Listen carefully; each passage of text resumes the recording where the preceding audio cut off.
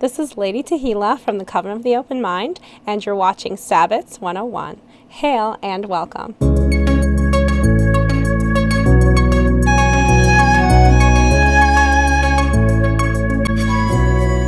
Today we're talking about the holiday of im-YOLK, which is one of my personal favorites, and also the anniversary of the Covenant of the Open Mind and my initiation to priesthood. Im-YOLK is a fixed holiday which celebrates the waning of the winter season and therefore the rebirth of the goddess into the realm of life. Just as the god is born on Yule, when the sun begins to rise earlier and set later each day, the goddess is reborn on im-YOLK when life begins to return to the earth. Later in the season of im-YOLK, plants start to take root as the ice begins to melt and carry the nutrients of the season of death down into the soil. So on im-YOLK, life is returned to the realm, but it isn't obvious yet. Solid roots are forming, digging down into the darkness of the ground, but they're not quite ready to push their way up into the light. Winter isn't quite over, even though it's obvious now that the end will come. There's a light at the end of the tunnel, and that's why im-YOLK is another holiday that is marked by huddling indoors, surrounded by loved ones and close family members, and it's a celebration of promise and love. Unlike Yule, gifts given for im-YOLK are really true expressions of love. They're not really material things or tokens that you just think the other person would like or that would make them happy. Poetry is common, musical ballads, quality time, acts of service, any sort of gift that is really a true sign that you love the person you're giving that gift to. The modern notion of jewelry and gifts is really more of a sign of the times, and it's not as much in the true spirit of im-YOLK. Generally speaking, if someone's love language is gifts and involves giving and receiving gifts, then giving and receiving gifts may very well be an appropriate thing to do to celebrate im-YOLK. Usually these gifts are going to be things that are homemade, that you've put a lot of time and effort into, especially handwritten notes, and that's where we get the concept of the Valentine in the modern age. Im-YOLK is a holiday of preparation and purification where the world is still very fresh. There's anticipation in the air, but nothing has yet begun to grow, at least not obviously. We know that things stir in the darkness, though, and that promise of return is carried from Yule into this season as well. To symbolize this hope and the seeking of light, people often will have their im-YOLK altars center around candles and candelabras. I have a really, really nice pewter menorah that I put on my altar for this season, even though it's originally made for Hanukkah. I have a different menorah for Hanukkah, and I use this menorah to celebrate im-YOLK. Writing love letters by candlelight is really common as well. Gifts like these really help people feel reassured that light and love will prevail over darkness. That's why the themes of Valentine's Day really come from this pagan holiday initially, so there's some overlap between im-YOLK and Valentine's Day as far as traditions go.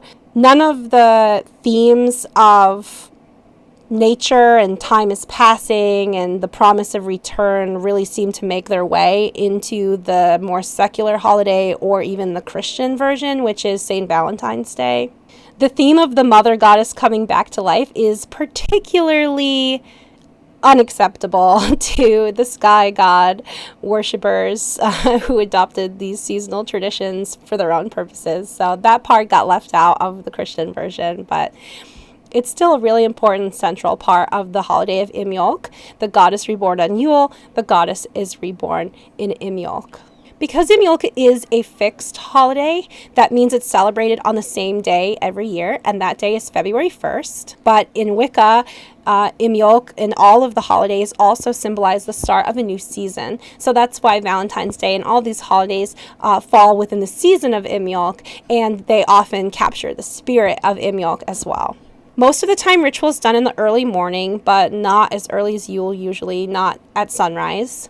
And most people have a midday feast with things like berries and preserves that they made in the fall previously, crackers, cured meats, sausages, cheeses, things that have been maturing throughout the winter, as well as things that preserve well, like nuts and nut pies, and just things that survive the winter months. And still taste yummy. And that's because this time of year, there's not a lot of fresh foods found in nature. And these holidays are, they're like a revitalization. They're a way of being in tune with nature and the changing season. So there's not a lot of fresh food available outside. So you don't eat a lot of fresh food to celebrate im-YOLK. The celebration will typically carry on into the evening hours when candles are lit and sweet comfy foods and beverages are consumed. So things like hot chocolate and candies and cakes and just warm, sweet, yummy foods that make you feel whole on the inside and help keep the cold winter out. So how you can celebrate is just to write and exchange love letters, especially things that are handwritten and elaborately designed, cut paper, do layers of paper, classic Valentine stuff, but handmade, homemade, that's the name of the game for im-YOLK. You can carve, paint, or otherwise decorate candles to be lit for the holiday. Many people will do that as an activity during the daytime and then in the evening light them all together. The themes that these decorated candles should follow will be centered around purification and preparation, as well as protection, and anything that really is embodied by the color white in Wicca and witchcraft. White, purification, protection, all that sorts of things. And usually the candles will be white or off-white. Some will use pink and red candles as well to symbolize love and connectivity, red for vitality. So you're going to be talking about candle colors and sigils and various carvings that all align with those themes. Another common activity involves creating spell bottles to capture the waxing energy of the holiday. It's the very end of winter and the very start of spring. That shift occurs during im-YOLK, even though it's not obvious.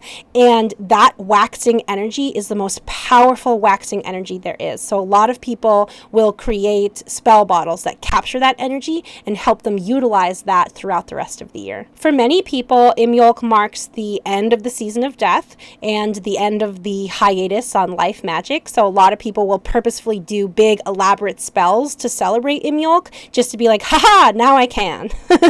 Another thing to do to celebrate the holiday is to just go wander about outside, go out in the snow if there's snow on the ground, go out in the cold, just be out in nature, taking in the beauty and just the serene quiet of the desolate, dead world as a way to increase your anticipation of the coming spring and the coming season of life. There is life beneath that earth. There is life out there.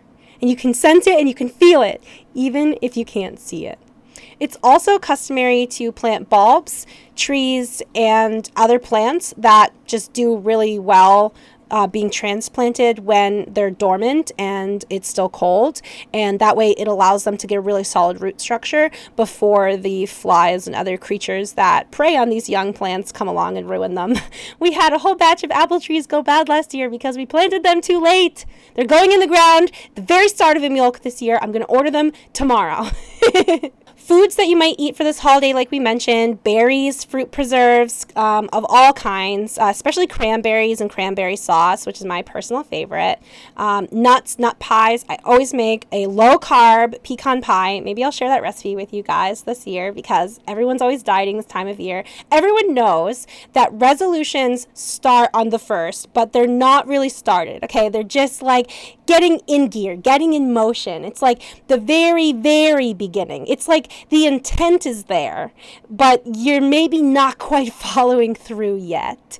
Well, by im-YOLK, now you're in full swing. Diets are full swing. There's not a lot of food available, so everyone's cutting, losing weight. Everyone's just kind of taking it easy, resting, relaxing, getting in the right mindset for the coming season of life. Other foods, like we said, cured meats and sausages, jerky, anything that has been preserved, cheeses that have now been sitting and maturing for sometime mead, wines that do the same thing. Often things like blue cheese and the more mature cheeses, not just like cheddar. Okay. Crackers are very common because that's how they would store wheat. They would bake them and put them away. And also savory foods, because now in this time of year you have a lot of dried herbs and spices. So it's very common to include those in your im-YOLK cooking and baking. Some other scents and associations, for one, sage, which represents the hearth and just feels very homey and obviously aligns with purification and protection. Another is rosemary, which again has that purification and is also representative of life energy and that life energy coming back into the world.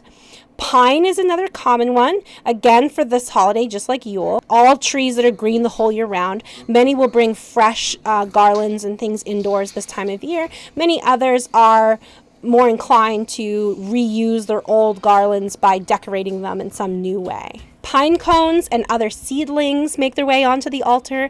These feature very prominently ordinarily this time of year as they represent that the very beginning, the seed that is im-YOLK. Im-YOLK is like the seed that will sprout into the season of life. Orange and lemon and other zesty scents are also used to bring vitality and energy to the last days of the dark, cold winter when you feel the most dragging your feet through the snow to go outside. So im-YOLK is really just a holiday celebrating love, vitality, promise of return. It's a really, really fun holiday that is often celebrated most of the time with smaller groups, your close family, your coven, just those people that you really, really love and that you really want to express your love to. And that's why Valentine's Day is just secular, you know, going around and handing out candy and like printed Valentines to everyone in your class is really nice, but it's much more special when you hand make every single Valentine you hand out and they're custom made for the person you're giving it to. So it's just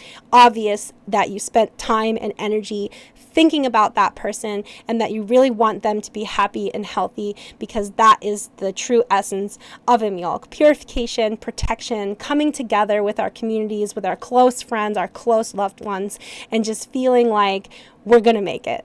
We're going to make it, guys. The winter is almost over. And it's almost time for the season of life to return. May all of your spells have the most beneficial, blessed outcomes imaginable. Thank goodness we're near the end of the dead days, and I just can't wait to do some really awesome magic with you guys this year. So thanks for watching. I hope you have a really blessed im-YOLK, and blessed be.